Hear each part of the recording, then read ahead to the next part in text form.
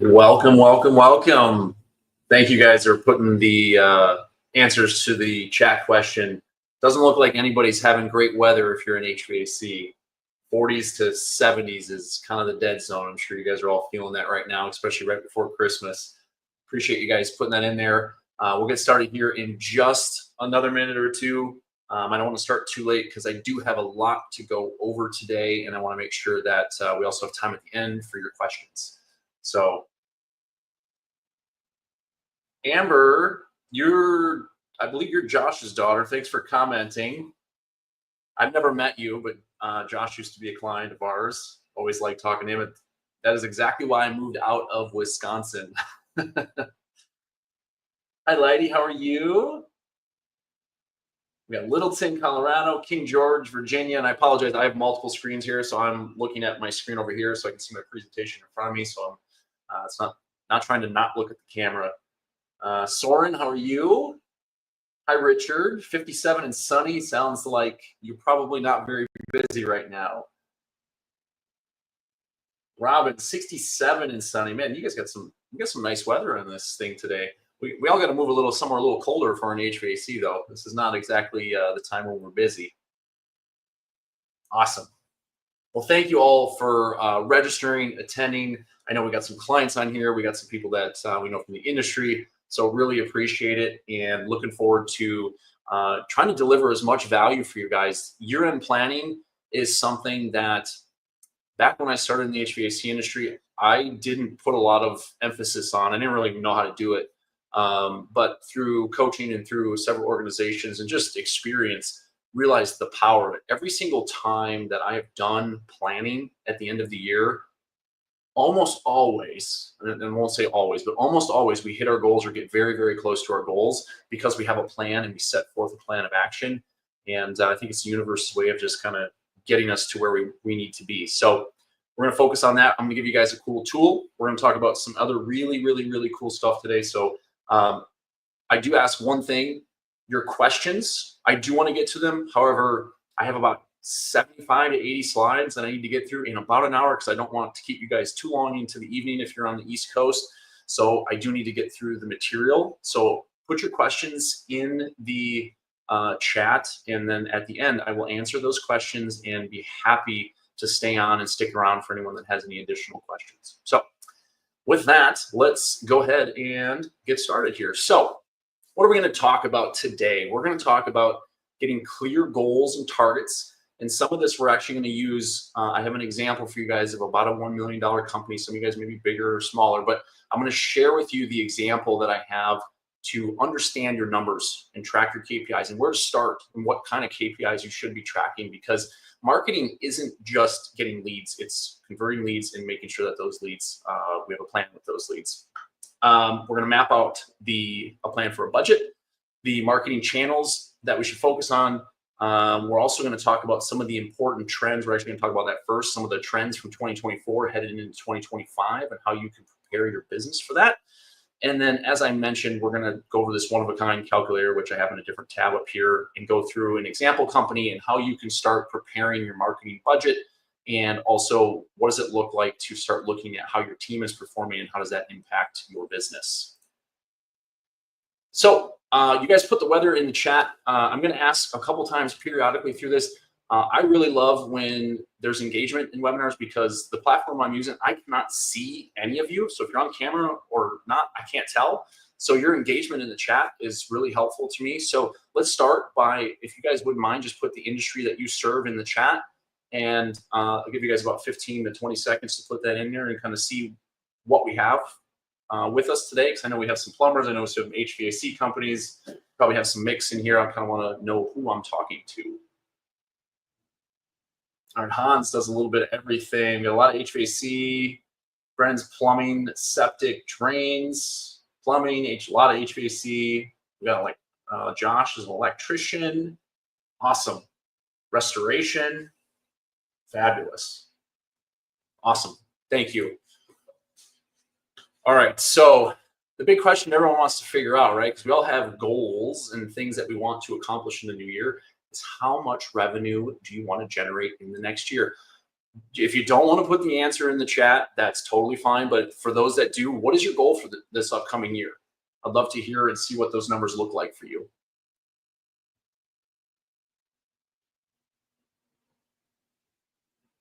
We'll see if anyone's brave enough to put it in the chat.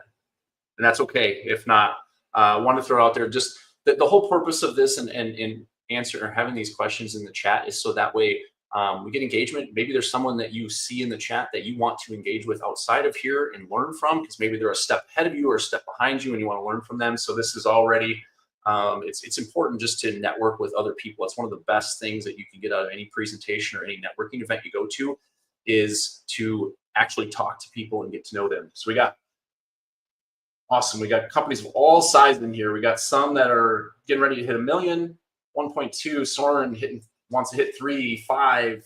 Pon's at 8. Fantastic. So a lot of mid-sized companies here. Not too small, not too big. So this is perfect. This content should be great for you. Mark just started last year. Be pleased to hit 100K. I have a feeling you're going to do much better than that, Mark. You're already here and you're already ready to learn. So that tells me a lot about you already. So appreciate you guys sharing that stuff. So real quick, if you don't know who I am, I was in the HVAC industry for 9 years. I have held pretty much every position inside of a company, except you would not want me to service or install any equipment.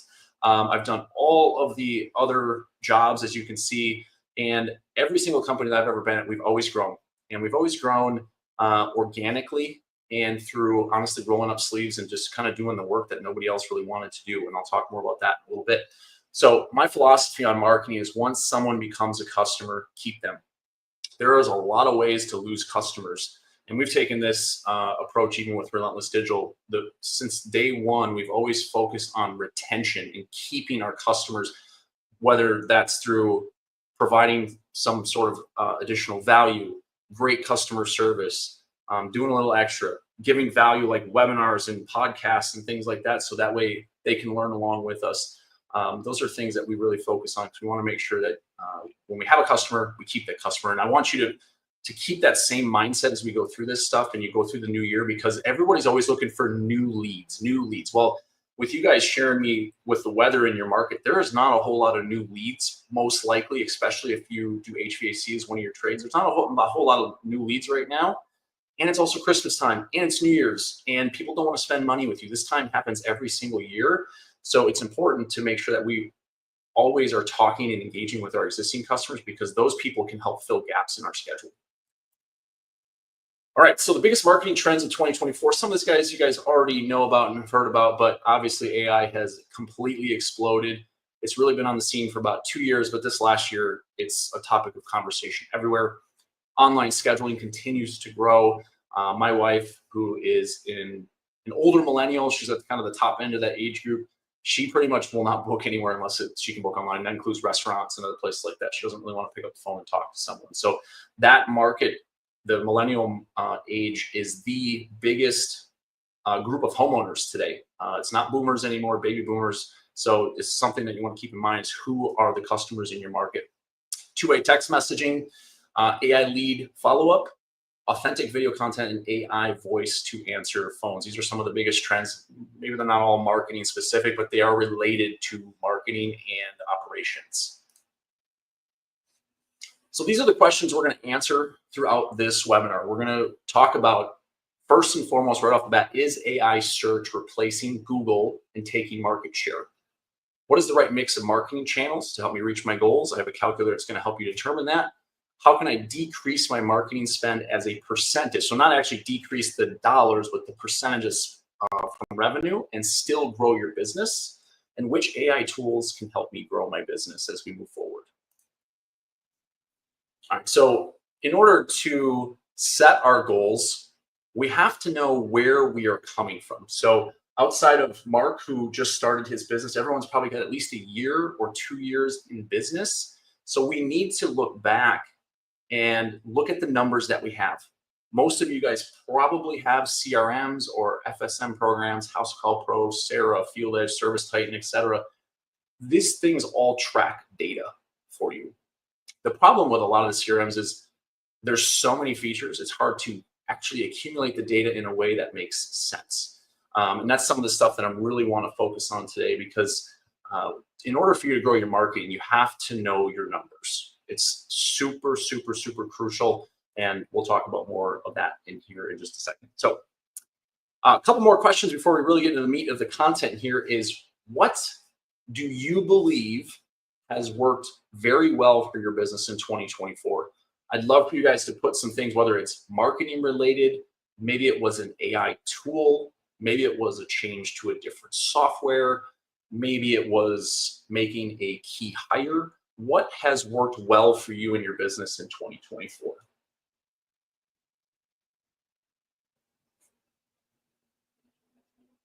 Mark said he's seen so many past employers not fully utilize their CRM. I think every business is guilty of that. So I definitely think that's not just it's not just a you problem, it's an everyone problem. Han says customer referrals in newly constructed neighborhoods. That's a great one. Nailing down ops procedure, referrals, love it. Showing up to local networking events. Thank you, Kimberly. That's an awesome takeaway.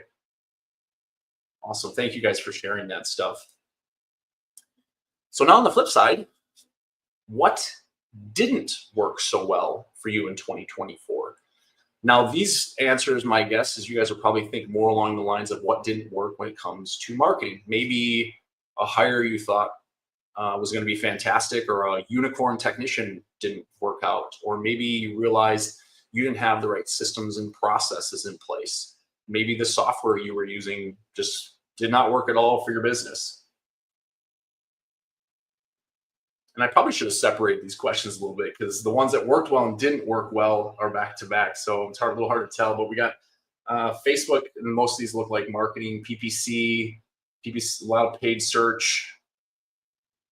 Oh yeah, so we got a lot of paid search is not working for people. Okay, GMB, LSA, good. We're going to talk about that stuff, John. Awesome. Really appreciate you guys putting that stuff in the chat. That really helps me understand who we're talking to here.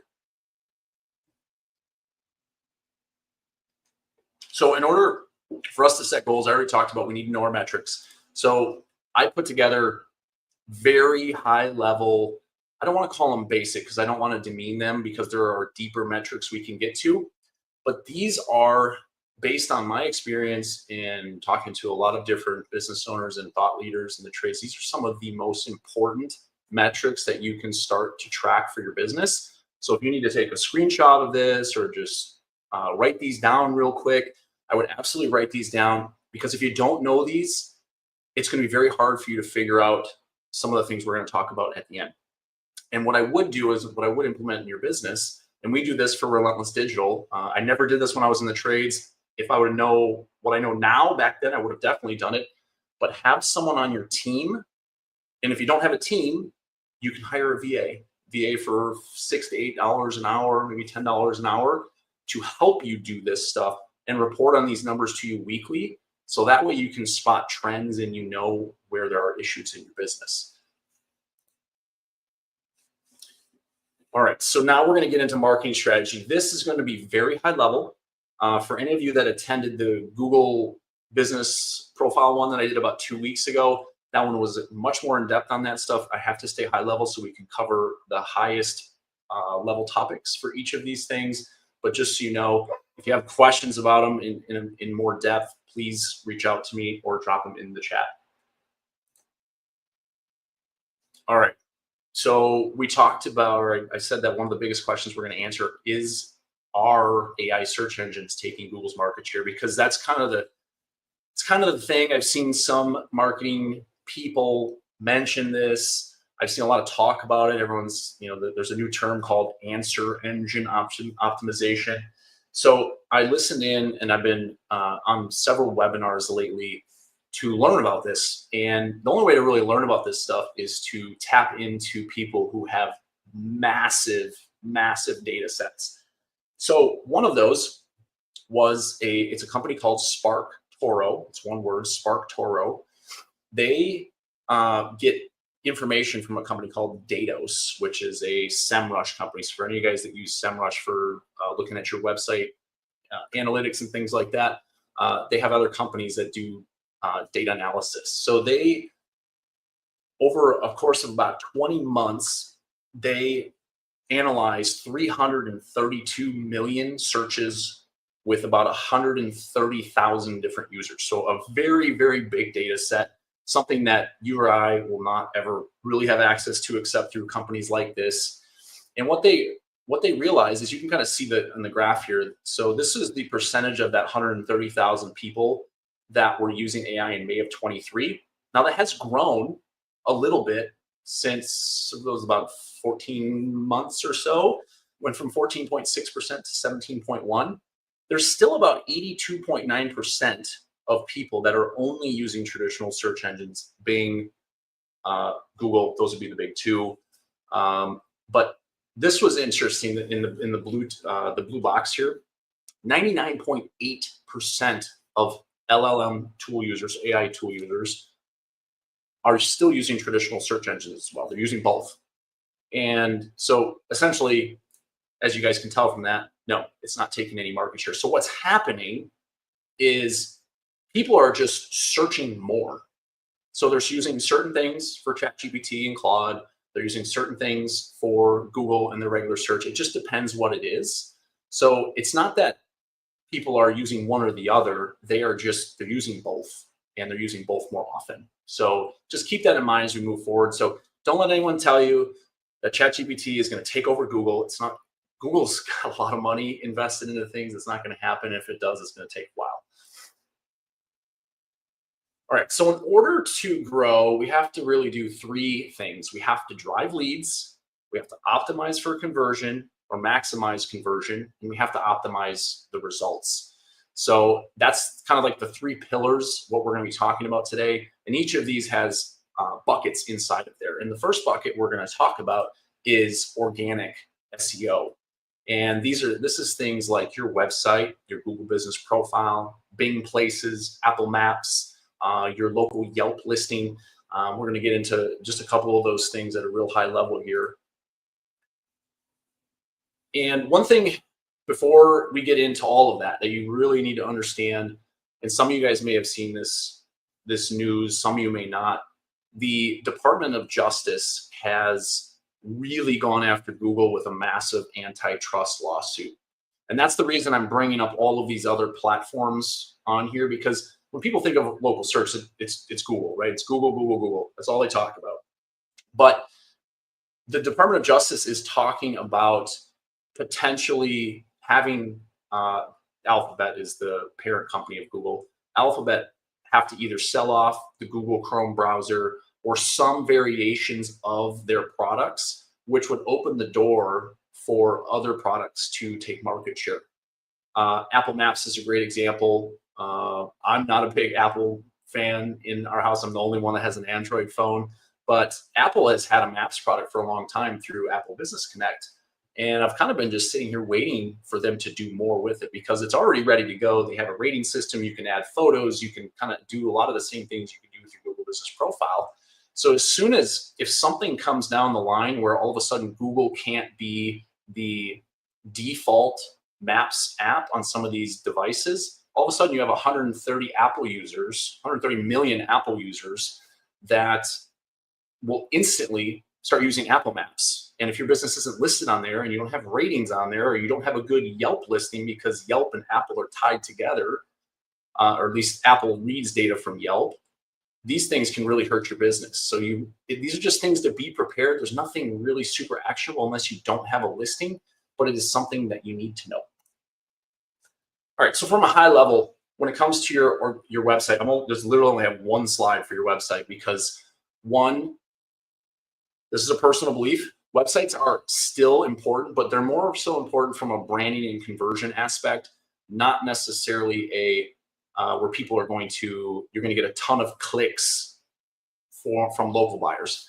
You'll get clicks from blog posts, you'll get clicks from other things, but those aren't necessarily local buyers that are looking for service today. So here's some of the key points. You want to have one page per service. So air conditioning repair, air conditioning maintenance, air conditioning installation, so on and so forth. That could look like for plumbing, Water heater installation would be one page, water heater repair another page, tankless water heater installation another page. You want one page per city that you provide service in. Most of the time when we ask clients for cities, they give us the big ones. The problem is Google is so good at understanding near me search queries and exactly where I am based on my location, my phone's location or my desktop's location, that if I'm in a different town or a smaller city, something that maybe only has 2,000 people or 5,000 people, we really should have a page for that too. So there is a tool, I probably should have put it on here, but there's a tool that you can throw in your address and do like a radius around your address, and it will give you a list of all the cities and towns in your market. And that's something that we use for clients to help them determine like additional city pages that they can do. The other thing I would recommend, this doesn't apply for electrical or plumbing as much, but I would have one page per your primary service, meaning your primary trade. So for HVAC, you have heating and air conditioning. I would have one of each per city. Use real photos. I'm gonna talk about this again later. Nothing makes me cringe more than when I go to websites and I see either 0 or 1 photo per page, and the photo is a stock image. We all have camera phones. We all have tools like ServiceTitan or Company Cam or Google Drive. Take photos, figure out a process to have your team do this or make it part of their checklist. Get those photos either to your internal marketing team or to your marketing outsourced vendor like us and send it to them. It helps. I promise you it helps. Mention more than 1 photo per page and then highlight the brands that you use. Homeowners recognize Trane, Carrier, Bryant. They don't necessarily recognize your brand. It's not a household name. So use those brands so it's when they land on a page on your site, they understand what you do and who you work with. It helps with trust. All right. Some of the stuff I went way more in depth last week, so I'm going to run through this pretty quick. This is all Google Business Profile related. Your location matters a ton. We've all heard location, location, location. It matters a ton in today's world. I don't know why I had that in the background there, but this was an example. We had a client that wanted to rank in Bozeman. If you look at the right-hand side of your screen, this is Google Maps definition of Bozeman. The client's location is the red arrow. And you can see they're not listed in Bozeman. And you see on the left-hand side, the rankings dip as soon as we start getting into that city. I've seen this countless times, and I sometimes have people argue with me about it, but this is just the way the game is played today, so location matters a lot.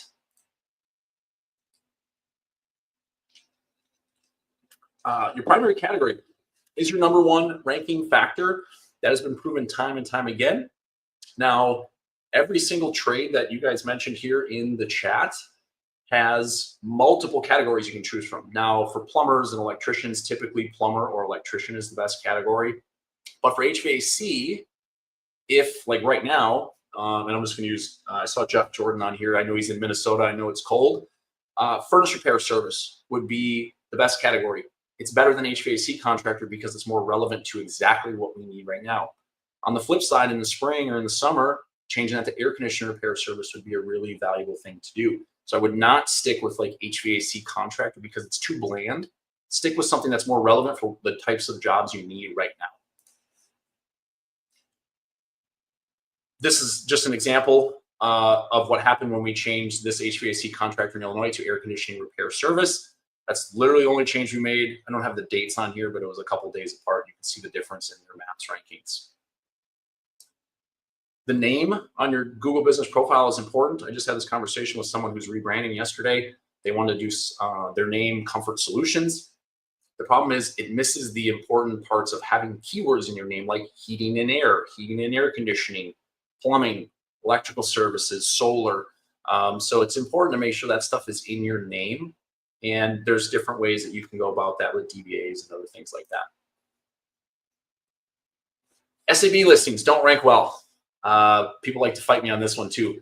And I show them the screenshot and then that usually ends the argument that I'm going to show you guys next. But highly recommend getting an office. It doesn't have to be big. It doesn't have to be a massive warehouse, just an office in the city, as we talked about that first slide I showed you guys with the location. Get it inside the city that you want to rank. This is literally all we did. Look at the dates. We changed them from an SAB listing to a physical office. This is literally actually before they became a client. Look at the difference. So you guys people can argue with me, but the results are, the proof is in the pudding, as they say. Make sure you fill out everything in the profile. Pretty self-explanatory, but people still don't do this. So make sure every single inch of that profile is filled out. Excuse me. In the last year, Google has given us the ability to add social profiles and connect them to our Google business listing. So make sure that's being done. And if you don't have profiles on all of the main social media sites, LinkedIn, X, Twitter, Facebook, Instagram, YouTube, make sure you get links on there. Even if you don't post much, just get a link on there. It's a great backlink for your business, and it does carry some weight. We're gonna talk about this much more later, and I'm gonna give you guys some tips on getting reviews more consistently, but this is by far one of the most important conversion factors for getting the phone call or the click on Google. All right, so I'm gonna talk just real briefly about these different other places that you can be listed online and why I think they're important. I have videos about most of this stuff. The image on the right-hand side is our YouTube channel. Feel free to check that out. I have a lot of stuff about Apple Maps and ChatGPT and all kinds of things. So there's a lot of really good videos on there. But we talked about Apple and why I think it's so important, because if something happens with the Department of Justice, I'm a firm believer that Apple is going to be one of the biggest opportunities for you. You can create a profile for free on Apple Business Connect. So just Google Apple Business Connect and set up a profile for yourself. It's really not that hard. I do have a video, actually 2 videos on how to do that if you go to my YouTube channel. I mentioned Bing. Bing still has about 3.5% of all search market share, which obviously doesn't sound like a lot, but that's still tens or hundreds of millions of searches a day. And Microsoft, who is investing heavily to the tune of, I think it's like $8 billion over the last 12 months, 15 months, something like that, has invested heavily into ChatGPT. So Microsoft owns Bing. They're investing in ChatGPT. I'll let you guys do the math there and figure out why you need to make sure that you have a Bing. It's called Bing Places for Business listing. Make sure you have a listing on there. Make sure it's filled out. You can also connect your Bing Places listing to your Google Business profile. So if you update something on Google, it will update on Bing. Yelp. I know, I'm sure I'm getting some eye rolls right now if I could see your faces. Yelp, I'm not telling you to go do advertising on Yelp. However, you guys have all seen and probably Googled yourself at some point. Yelp shows up on page 1 extremely consistently for almost all local near me type searches. Have a profile, have it listed. Use it as a secondary review source if you have some good customers that wouldn't mind leaving your review there, because it does matter. And Apple uses Yelp. I think there's actually a couple of voice search engines. I think Alexa and Siri use Yelp's data too. So if somebody talks to their phone and says, find me the best air conditioning contractor near me, they're pulling from Yelp. So just know that that happens. And if you don't have a profile, you have 0 chance of showing up. All right, so next we're going to, actually most people want, I know we had a couple people mention in the chat they are struggling with paid ads. I'm actually going to talk about social media for most of this next section. And it'll make a lot more sense when I talk about it. Paid ads, I'm going to go over just very, very briefly, because honestly, I think social media is still a vastly underutilized tool for most of the trades. So I'm going to talk about some do's, and then I'm going to give you guys some examples back from my time at Professional Services and how we were able to essentially own our local Facebook group market. So one of the most important things we did is I joined a ton of local Facebook groups. So what I would do, if we have your list of cities in your service area, have someone on your team, whether it's you or it's a VA that you give a profile, whatever it is, have them join and just go into the search bar in Facebook, type in the city and just see if any groups make sense. The biggest one for us was called Port Washington Voice, and it was an awesome group. And I'm going to show you guys what that looks like here in a second. This is one of the biggest things, and you guys all see this in the trades Facebook groups that you're a part of as well. A lot of people will spam when someone's asking for a vendor or a tool, and they spam with their link or DM me. Do not be that person. Give value. So if somebody asks a question about a leaking water heater, don't just say call me or put the name of your company. Give some value. Ask questions. Try to engage with that person. One, you're going to get looked at entirely different than people that just drop the company name, because after you have 10, 20, 30 company names dropped in that thread, nobody knows who to call. They have no idea. They're just as confused as they were before. But if they have someone asking them questions and kind of doing like a diagnosis, one, other people probably have that issue or have had that issue, and they're going to realize that you're just different than everybody else. So don't sell in those groups. The people that put the little dot or F or following, ask them questions, because most likely they're having the same problem, and that's why they're following that thread.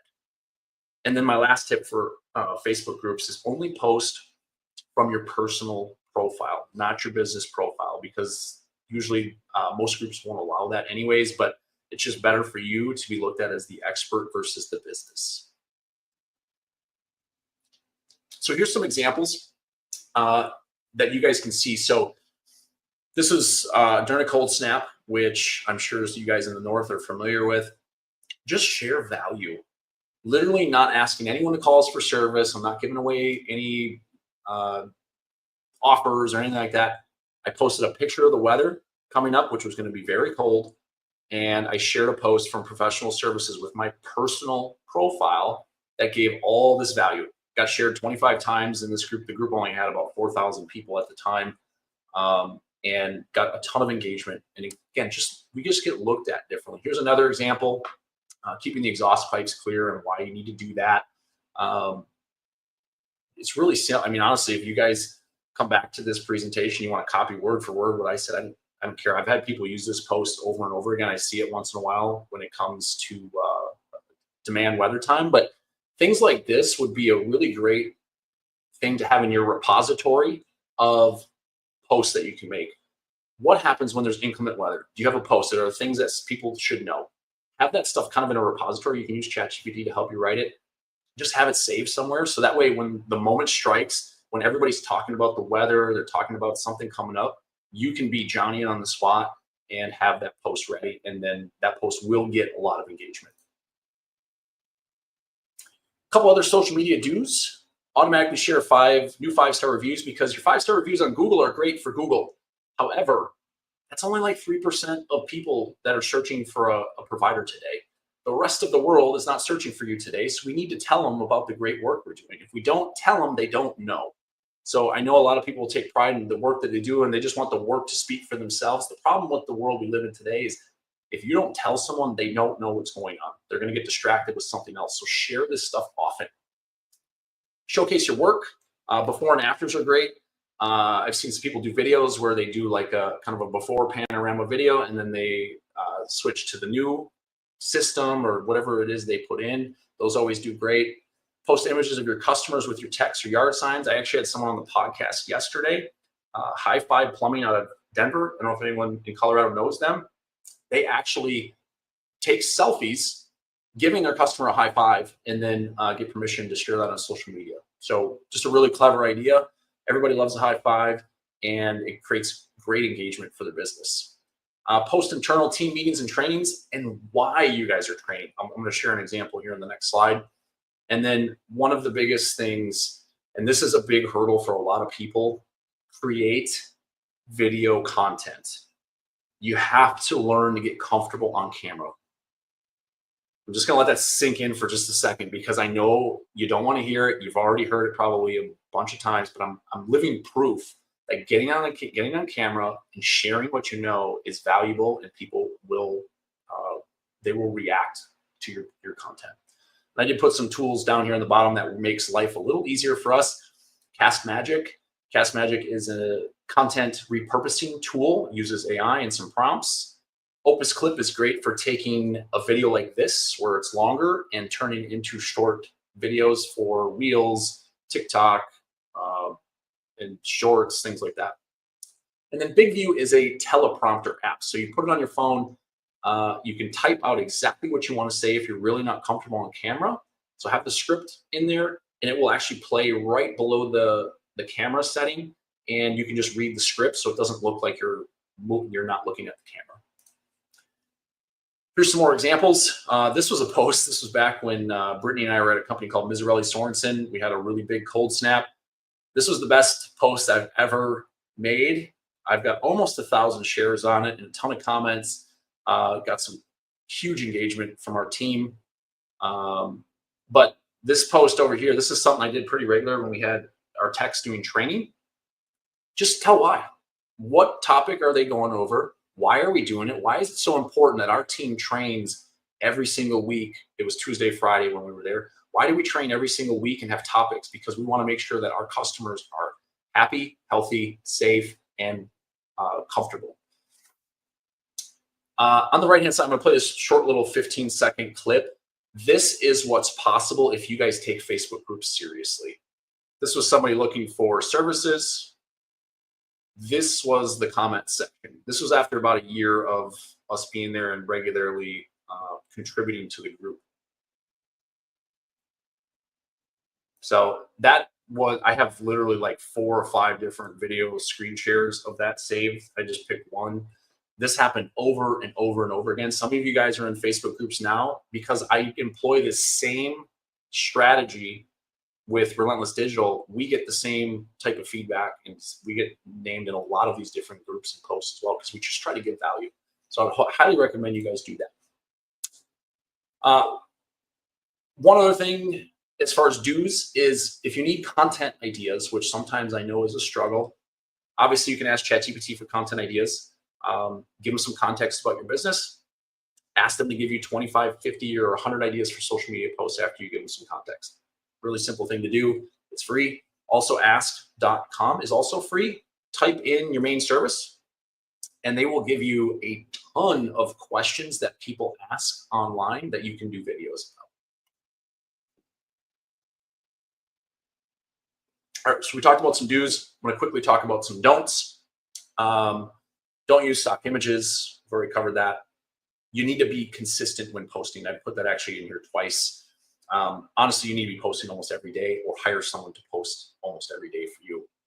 You need to use videos. I would highly recommend, if you're not comfortable with video, start with short form. Short form is much easier than long form content. Just start, use also Ask or ChatGPT, come up with some quick scripts, and just start. Your first videos are not going to be great. It's okay. We've all been there. It's okay that they're not great. You will get better. And as you create content, you will start to see things differently, and you will start to realize when your techs have questions or your office staff has questions or a customer asks a question, you start turning those into content topics and video ideas. You'll start thinking differently. And then you can also come up with a repository that you can send customers. Hey, you had a question about this? Here you go. We used to do this with when jobs got booked. I had YouTube videos for winter and summer as far as before we get out there for a service call, check these 3 or 4 things. And if these, like, check your circuit breaker, check your filter, make sure that the switch on the furnace isn't turned off. We actually saved people some service calls for that. And honestly, those would have been terrible service calls for our team to run because we would have went out there, collected our $99 and been there for about 5 seconds. And it's just not a good fit for us. And that those customers actually called back in. We're very thankful that we saved them time and money. And also our team didn't want to go on those service calls. So use videos to help position your business as the value and thought leader in your market. And then lastly, stay away from politics. If you're posting from your personal page, save that from somewhere else or a private group. You just don't want that stuff to come back to you regardless of what you believe. And then don't use industry jargon. If you need help with that because you talk industry jargon all day, use ChatGPT and tell it to spit you back the information using like a 5th grade reading level. All right. So the reason we talked about all the organic stuff with social and with SEO and your website and everything else is because that is the core foundation of a strong digital presence. In order to grow, we do at some point need to facilitate paid ads into that. So we're going to go over paid ads here quickly next. But if you don't have a strong organic foundation and you're not getting a great ROI on that spend, you're going to have even more troubles. It's going to be very expensive for you on the marketing side. Typically, our customers range anywhere from like a 15 to our top performers who are really, really, really great operators, sometimes up to like 80x ROI on our fees. And I'll show you guys how we know that information. But by having that such a great ROI there, it makes it, because typically pay-per-click, and you're going to get anywhere from like a 4 to 8x if you're doing a good job. That it's going to balance the two, so that way that marketing spend doesn't creep up too high. All right, so why most PPC campaigns fail? Again, we're going to talk. I have like 2 slides about PPC, so I'm not going to go super deep in this. This is also something that we are not the most, we're not the best at. So I don't want to I want to make sure that you guys don't ask a bunch of PPC questions, because I may not be able to answer all of them. But a lot of issues that I see are you set up only one ad group for all services. So if you're a plumber and you do water heaters, you do drains, you do sewers, each of those things need to be a separate ad group. So that way you can track those things, and they all need to have separate landing pages. So that way you can track performance and conversion on those pages. You don't have a strong call to action or offer. Offer is one of the biggest reasons you get a click. If you guys all go to a big market and type in whatever the main service is, you'll see that a lot of times they lead with free service call or free service call with repair. They lead with something that is going to generate a click. It's kind of a telltale sign for you, because they're spending a ton of money. Like in the Phoenix area, Parker and Sons, Semperfi, Gettle, some of the biggest companies in the industry are in Arizona. And if they're doing that, there's a reason they're doing it, because they're spending millions of dollars on PPC. So I'm not saying to use the same offer, but I am saying that they're doing market research for you, so you could swipe and deploy those things pretty easily. And then one of the other biggest reasons that that PPC campaigns fail, and all marketing fails really, is operations are weak. And we're going to really talk about that here towards the end. Here's a landing page example. Doesn't have to be anything crazy, but we did talk about this a little bit. You got to have brands like Train on here. I think Ali is actually on the call here today. If you've won awards like Expertise or the Next Door Neighbor of the, I don't know what they call it, Next Door Neighbor of the Year or whatever, put those things on your site, because people resonate with that. Like, oh, this must be a great company. And then that's how you get the click. Put your offer front and center. As you can see it, we put it at the top with the special offer, and then in the middle. And those things should all be tested regularly. Like if this is not working, test a new offer. And if that one doesn't work, test another one. Don't be afraid to test these and see what resonates with your market. All right, local service ads. This has been a painful topic for just about everyone for the last year or so. So I'm gonna go over some of the changes and the important things that you can focus on. So first of all, LSA verified reviews are gone. That's actually that's probably the one good change that's happened from LSA this year. What that means is all reviews go back to your Google business profile. So you don't have to worry about getting separate reviews on LSA, separate reviews on Google. How does that all play a part in the algorithm? You just get one place to get reviews, which is Google business profile. With that being said, you do need to have a verified Google business profile to run local service ads. LSA has had a ton of spam problems in the past, and I think this is Google's way of combating that. So you need to make sure, and you need to make sure the name matches on both. And sometimes that becomes an issue. Sometimes someone has ABC Heating Inc.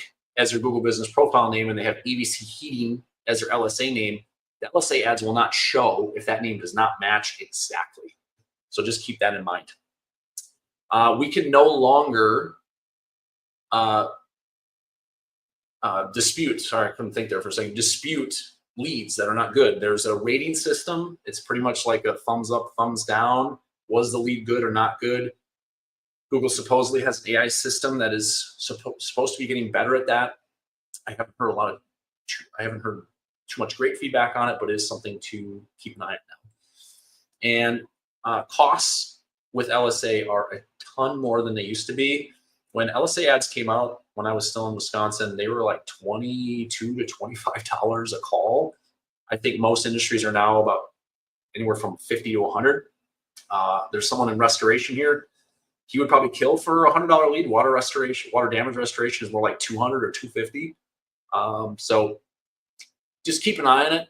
This is also why you need to know your numbers, because you could be losing a ton of money, not even realizing it, because maybe you're getting not very good leads or your team's not converting very well. So pay attention to this, because the costs have definitely gone up a lot.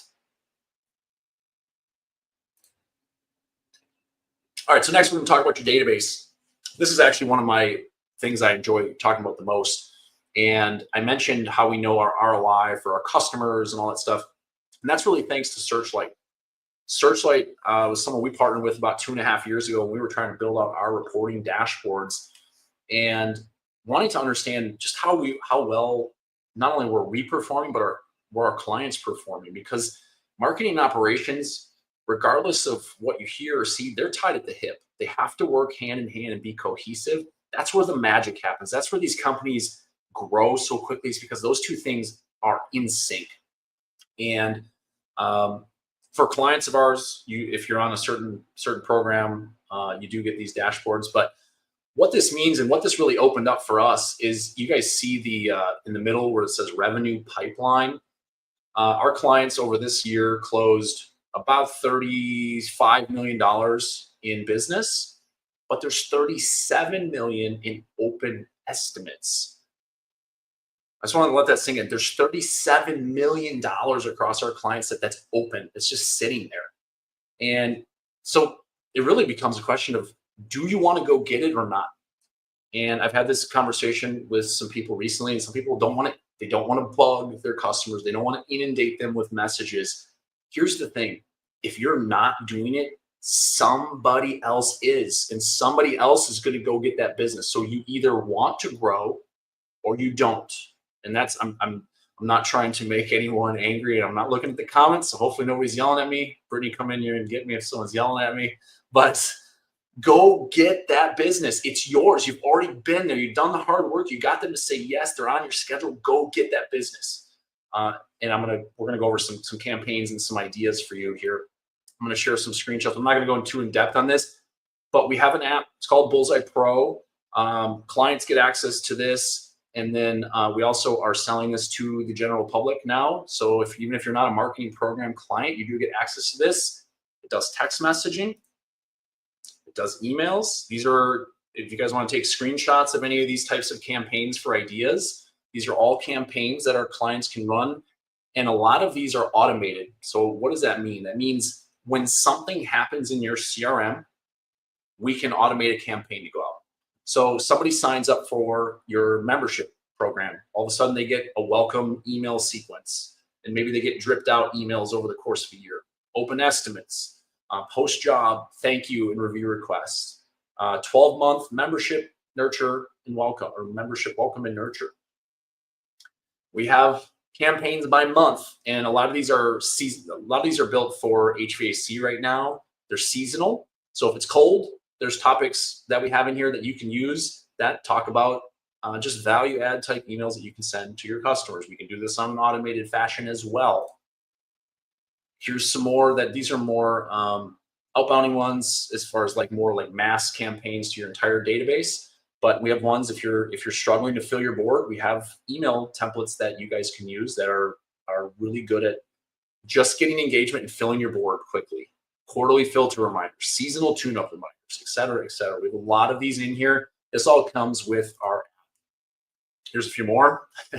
So as you can see, there's a lot. We've done a lot of work on this over the last 2 years. And a lot of this came about from us being integrated with Searchlight and realizing just how much open revenue there was. Instead of going back to clients and saying, hey, you got to go spend more money, I'd rather have you go get more of what you already have gone to. And I think one of the things that us as a company, we're trying to get better at is get more people to adopt the app and really use this to its full advantage, because there's so much potential for you to use this. Here's a couple more ideas. We've already went over this kind of ad nauseum, so I'll move on. So one quick story. And this was early on, about 1.5 years ago, we had a company in Tulsa that it was April. They were dead because Tulsa didn't quite get that warm in 2023 until May. And so they had about 5,000 customers on their tune-up list, or just customers that they've had over the last couple of years. We sent out a outbound text message campaign, and we booked just literally, it was a simple like $49 AC tune-up. There was nothing fancy about this. We didn't even follow up more than maybe twice. And they booked 300 tune-ups and brought in over $300,000 in revenue in April during a normally slow month. So their actual revenue for April that year was almost what it was in June or July when it was demand season, because they had replaced so many systems and done so much other work early in the season. So really important that you guys start having strategies for this stuff, because it can grow your business without having to spend any more money. This is a quote that I love, and I think everyone just needs to focus on what you can control. So you are the master of your destiny. You can influence, direct, and control your own environment. You can make your life what you want to be. So if something is struggling, you have the ability to make a decision to change direction. And a lot of times these conversations come up between marketing companies, contractors. I think the biggest thing is a lot of times the relationships don't work out is because the teams don't work together and they're not on the same page, they're not in sync. And I know that's difficult sometimes because it's an outsourced team and it's not someone that's in your office. But I urge you, if you have a marketing company that you're missing meetings or you're not working with closely, get on those meetings, engage, ask them questions, make sure you're on the same page. Now, if you get on the same page and it's still not working, obviously you have your answer, you know what to do. But get on the same page first and make sure that you're trying to work with them before you move on. All right, website stuff, I'm not going to talk about this much. I know we're already, I had a feeling this was going to go a little long, but I can talk about this more, or you guys can take a screenshot of this. Just use real images. Do the things I told you about with the different pages, and it will help. Leverage social proof. There's a few more on this page. You guys can use special offers. These are things to try to entice a customer to call you. I would definitely focus on using an online booking solution. I know there are certain ones out there that are getting pretty pricey. I would highly recommend, if you don't have one or you're looking into one, to look into autobot.ai. Much less expensive than some of the other ones that are out there. It integrates with ServiceTitan and soon to be House Call Pro. It also gives us marketing attribution, meaning it will tell me they came in from the Google business profile, or they came in from organic search or PPC and then booked online. So you can actually know the source and the campaign that converted it. And then you also, if somebody drops off in the middle, let's say it's 5 steps to book. If they drop off on step 3, we can actually grab that data, throw it into a campaign, and try to re-engage that person and book them. So just some really cool features. It was built by someone who has a contracting company and used to own a digital marketing company. So it's got the best of both worlds there. Here's some examples of some websites. If you guys are on the call and want to look for some inspiration, you can go to this link here and check out some of the website designs and things that we have. So that way you can either get inspired, send some ideas to your web team, or just know what's out there and maybe some things that you want to change on your website. All right, we got to talk about reviews.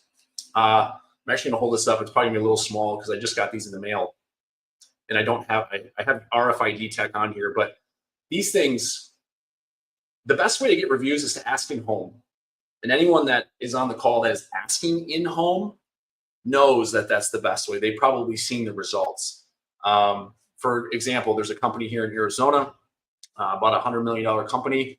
We were on a call with them, and they have someone call after they ask in home, and then they have someone do a happy call afterwards to also try to get a review. They got like 8,000 reviews. So these systems work if you put them in place. But getting things like this where someone can tap, pull up your link, and leave a review are great. QR codes work great. Incentivize your team. I think the automation side we're asking is great as a follow-up, but the conversion rate on that is maybe 5 to 8% when it's really good.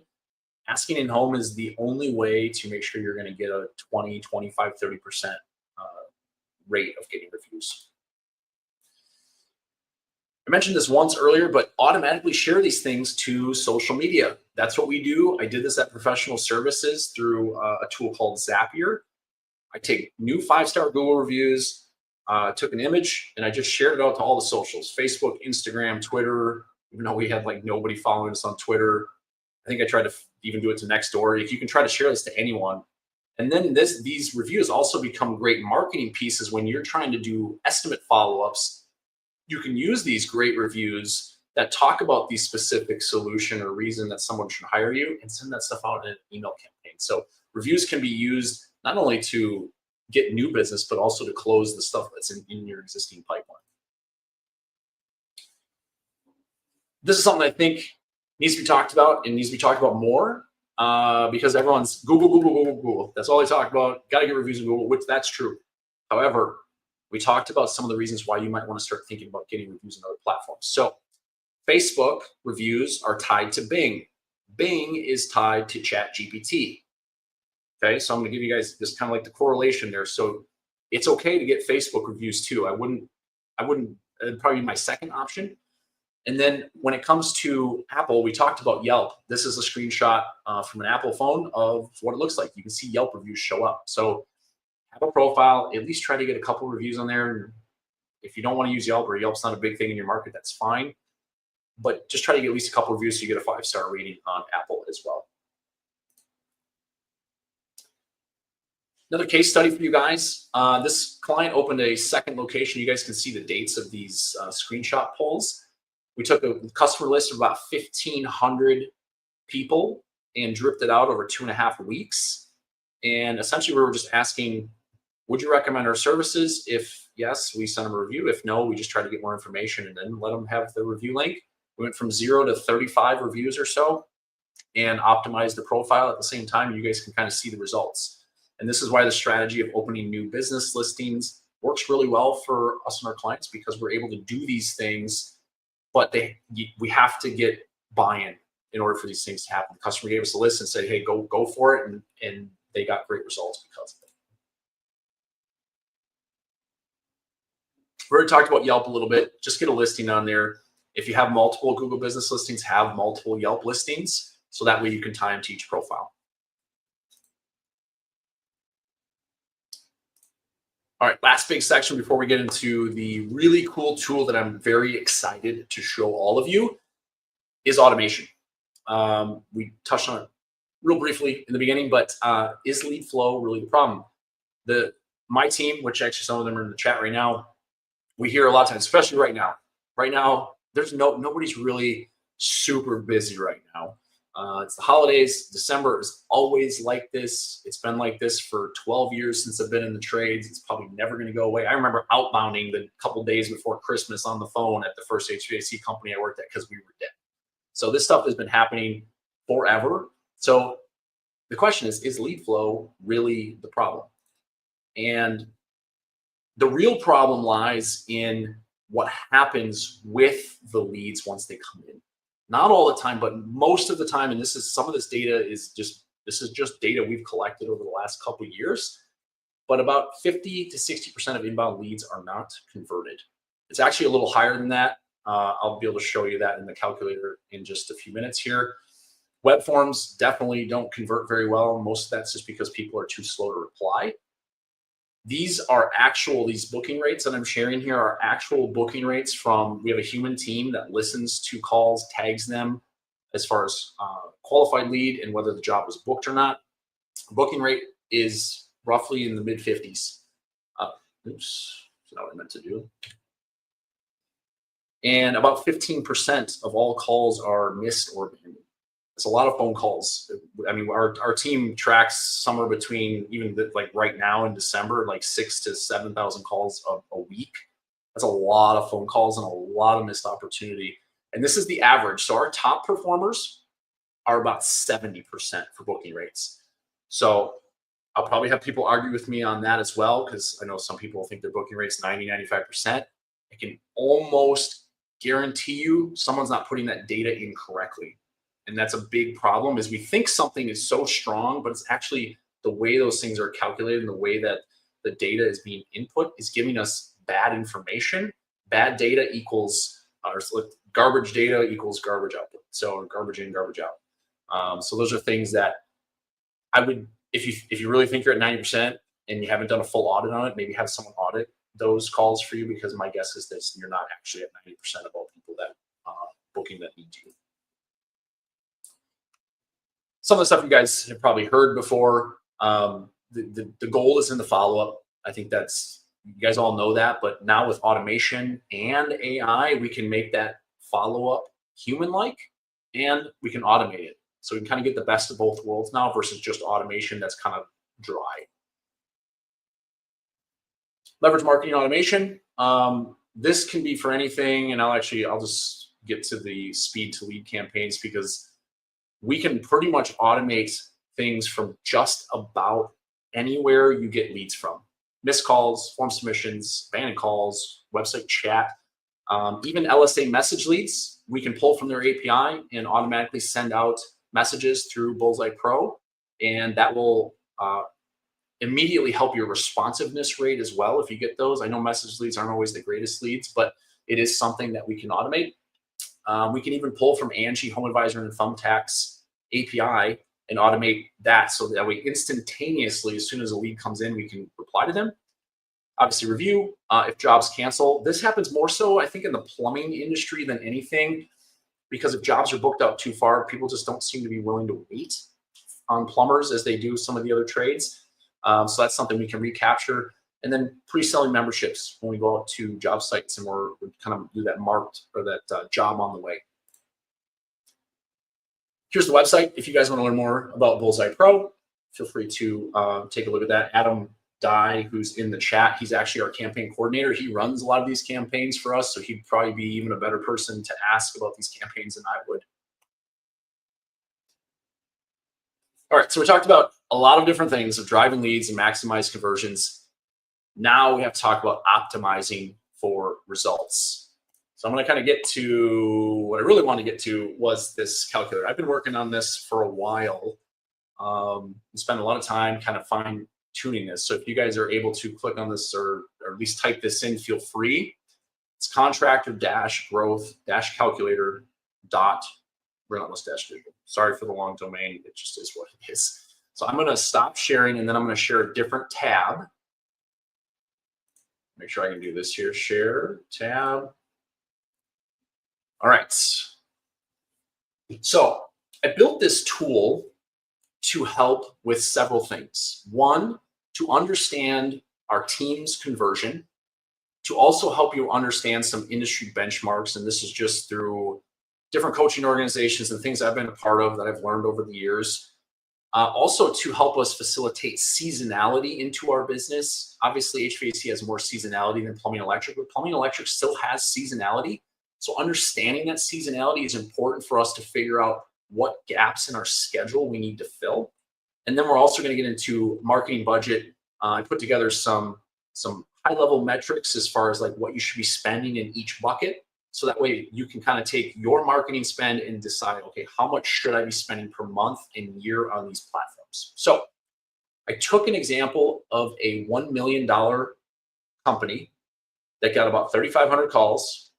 2,000 of those were actual leads, 1,050 jobs booked, 700 jobs sold. Our average ticket is 1,500, and we have 4 employees. It's about $1 million company, as you can see here. And from that, we did about 500,000 in gross profit, 125 in net, 125 memberships. So we have a revenue per employee of $262,000, and our marketing spend for the year was about $75,000. When you fill these out, the percentages fill out down below here. So like if I change this, you can see that it also changes the color, because what we want to try to do is try it. And granted, there's times when you want to spend more than 8% of your budget on market or your revenue on marketing, but there's times, honestly, if you're well optimized, you shouldn't have to. And that's what I really want to focus on here, is making sure people know the benchmarks and the numbers that they should be aiming for. So if you know nothing about tracking metrics and you haven't tracked anything, these are the things I want you to start thinking about as you move into 2025. So that way next year when we do this, you actually have these numbers and you come prepared, and you can make a plan. Okay. So this gives us our rates. Gives us kind of some benchmarks to aim for. I put in the tool that I want to grow about 25% next year, which seems attainable. So what this shows me is based on this revenue, 25% growth would give me to about a $1.3 million company. And keeping the same gross profit percentage and net profit percentage, this is kind of what I would end up with as far as dollars goes. Next, I want to start figuring out where throughout the course of the year is my money or my revenue coming from. So I actually had ChatGPT give me an example of a $1 million company, and these are the numbers they gave me. But what you'll notice is the percentages down here. This is the important part. You can see where the majority of your money is coming. You probably know what that number is, but you may not know what the seasonality number is. With that seasonality number, we can now figure out what type of marketing budget we're going to need, how many leads we're going to need because we know our marketing budget, we know how many jobs we need because we have all of our conversion metrics. So now when we come to next year and we did 60,000 in January of 2024, in order for us to stay on target, we know what our targets are now. As you can see, this totals up to 1.3 million. How many leads we need, what our marketing budget is for the year. This is based off of the percentage that you gave it. So it's gonna base it off 7.1% of your revenue. And more importantly, this also gives us this lead to sale rate. Okay, this is kind of taking like top line. Now we have a lead. How do we get them to be a paying customer? And this kind of matches up with Searchlight's data. If you guys do not follow Searchlight, they have a blog on a site called Substack. Would highly recommend you check that out so you can start to learn some of these metrics and what some industry benchmarks are. But this gives us an idea of what this is. Next, now that we know our conversion rates, this is really probably the biggest thing I want you guys to take away from this is what happens if we just take our conversion rates, maybe our call booking rate, our technician sold rate, or average ticket. What if we just bump them up just a little bit? So let's say, so I'm going to keep this the same because we don't really have as much control as far as like from how many calls to leads, because sometimes spam and solicitors take over that. So I'm going to leave that the same. I'm going to bump this up 2.5%. I'm going to bump this up to just a nice even 70%. And we're going to add an extra $100 on our service tickets throughout the course of the year. So what this tool does is, if with the same number of leads that we had last year, if we take our booking rate from 52.5% to 55%, we're going to add an additional 49 jobs. Not doing anything else. I'm not adding any text. I'm not adding any marketing. I'm doing nothing but just doing better at taking a lead and getting them booked. Then if we take our technicians close rate and we go from 66.7 to 70, now we've added an additional 69 sales to our business. And then an extra $100 a ticket, we almost hit our goal of 1.3 million, not adding a dime to our business, just doing better with what is already there. This is something you guys can play with, and that's why I put this on a subdomain so you guys can play with this and kind of see what this looks like for you. And this tool, even so, you see the projected revenue here. It's about $80,000 or $82,000 shy of the revenue target. So I got a little bit of room to make up based on this analysis, but not much, because I'm going to do better on the phones. I'm going to do better at home, and I'm going to also increase my average ticket. That may be as simple as just raising my price, or offering additional options, or maybe just doing a better job at having your team close while they're at the kitchen table. Really simple concept, difficult to implement. Some tools that can help you. When it comes to booking calls, there are tools out there like lace.ai. Now, Lace is for bigger companies, 4 CSRs or more is the minimum, but it analyzes your phone calls through AI and gives coaching. Tersh and I, if you guys know who Tersh is, we're developing an AI call analysis tool for smaller companies called PhoneTap, which will be ready for beta in January. And that will also help so you understand where you guys are struggling in your call center so we can fix it and grow.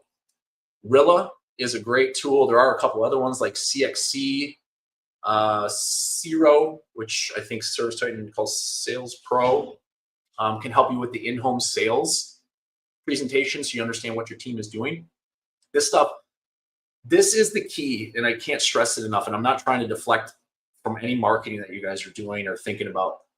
This is the key to growth right here, is conversion. What you get, convert it. And if you guys focus on that, I promise you, you will grow your business, because this is the most important stuff that I've learned through the last 12 years that has helped me grow at every single business that I've ever been a part of. All right, I hammered on that long enough, and you guys have been here for over an hour, and I appreciate it. Most of you guys are still on the call. We're still staying strong, almost 40 people live. So lastly, I wanted to build some sort of marketing budget tool, so it kind of puts different buckets and things, so you can kind of figure out what that looks like for you. Some of you guys may want to be stronger in one area. Maybe you don't want to do certain things. But I had some help with some other marketing leaders as far as putting these things together. So you guys can kind of play with that, but this totals up to that same marketing budget that we're looking for here. It totals up the monthly and annual budget. So that way you can decide what that means. So maybe in demand season, when you don't need to do a lot of marketing, you can take away from the PPC budget, put the PPC budget maybe where you struggle and some of the timeframes that you struggle, because you know you're going to need leads then. When it's hot and you're in HVAC, all marketers, all contractors, everyone looks like a genius because it's really easy to get leads. So maybe you want to allocate some of that budget towards slower times when you need help getting leads. So that's kind of what this is designed to help with, is to have you start thinking about diversifying. I know when and some we've had clients that come in and granted, they're probably a little too small to start with us. We're everything. And we are just primarily SEO, website, LSA, and the Bullseye Pro app. That's not everything you need to be doing for marketing. You need to be active on social. You need to be doing this bucket right here is probably one of the most underutilized bucket. I know somebody mentioned they're doing a lot of chamber events, doing stuff on Nextdoor and local like BNI groups. This stuff, we used to do this at professional services. It was awesome for us. We did BNI every single week. I hated going to the meetings, but we got a ton of referrals from it, so it was absolutely worth it to keep going. That stuff doesn't necessarily equate to dollars spent. It's more time spent, but it can pay off massive dividends for you guys that have actually done it, and you guys know what I'm talking about if you have. I would still do direct mail, things like clover leafing, which isn't necessarily direct mail. It's more like your team doing it, but hitting the 3 houses across the street and 1 house on each side of every service call, yard signs, stickers. There's thermostats you guys can get branded, magnets on the fridge. Anywhere somebody looks for information, try to be the name that shows up there. So that way they don't go to Google or they don't have to go somewhere else to find you. They always know who they're going to call and why. Direct mail is something I would absolutely leverage, especially for your existing customers when it is time for inspections, or maybe you have a special for new equipment, or there's some kind of special promotion through your manufacturer or distribution reps. Leverage direct mail for people that know you already. Direct mail is pretty expensive if they don't know you. So I would focus on the people that do know you. Book your calendar up. This is one of the first marketing tactics I used at Iron Fireman, which was the first HVAC company I worked at. We had a really big list over the last like 20, 30 years for the company. And we finally just used it to just get tune-ups. And we booked out for weeks, just sending single postcards. So that's my take on that stuff. So my hope with all of this is that you guys have actionable takeaways. I'd love to hear, and I'm not sharing that screen anymore, so give me 1 second. Share the right screen. I'd love to hear actionable takeaways that you took away from this webinar. If you guys could put those in the chats, that would be fantastic, because I want to make sure you guys get value from this. And we're going to be doing this webinar again, I think sometime in January or February. So it helps me learn.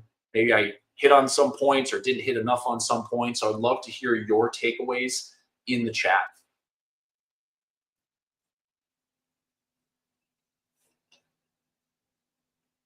Anthony, you're going to have to screenshot the inputs. I haven't figured out how to save the inputs. I tried to figure out the export function, it broke the calculator. And so I had to go back and like refix it. And when I figured out the export, it didn't come out very nicely. All right, Hans is going to work on Apple Business Profile. Awesome. Hans, if you don't, like I said, I have a video for that.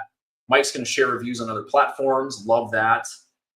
Brendan's going to get camera ready. Awesome, Brendan. If you need it, if you have any questions about that, feel free to reach out.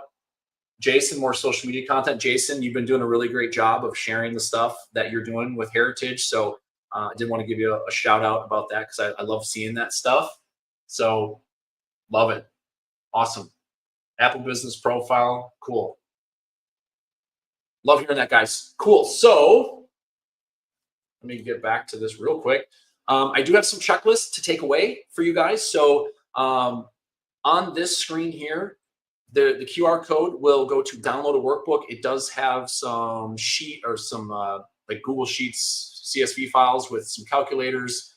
It also has checklists for you to kind of work your way through or have your team work their way through. Mark, grow up hair when it comes to video. Love the comment, Mark. Thank you. I love the authenticity of your reply. Thank you, Church. I do have to add an export. So feel free to download this. And lastly, I know we have some clients on this, but if you guys are interested in getting more great insight, especially with AI, automation, stories from contractors, and you just want to enjoy what you listen to, Tersh and I do try to keep the podcast very educational, cutting edge, and also fun. So feel free to visit the website, which is down below. We got 450-ish episodes. We were HVAC Podcast of the Year in 2024, so we got a lot of valuable stuff. We get access to a lot of really great guests and stuff like that too. We just had a great guest this last week that's grown his company really fast and added trades and stuff, which I think you guys should check out. And lastly, if you guys want to book a strategy session, you can go to booking.relentless-digital.com. Get to speak with someone from my team, and we can help you not only plan for next year, but be a part of that plan, and also help you leverage both things like Bullseye Pro and some of the strategies that have been successful for our clients and ourselves. Perfect questions. Oh, Anthony, thank you. Really appreciate that. We had a couple questions. Ivan and Carrie asked about a recording. Yes, you guys are automatically going to get that. I don't know when it goes out, but we will definitely get you the recording of this. I'm also going to have my team email this out, so you will get it one way or another. Nadine, thank you. All right, let me see if there's any questions that were not answered in the chat here. I know my team was going back and forth with some of you guys. I kind of saw it out of the corner of my eye. If there's any other questions, feel free, and we didn't answer them. Okay, Anthony had one. For reviews, what's a reasonable incentive?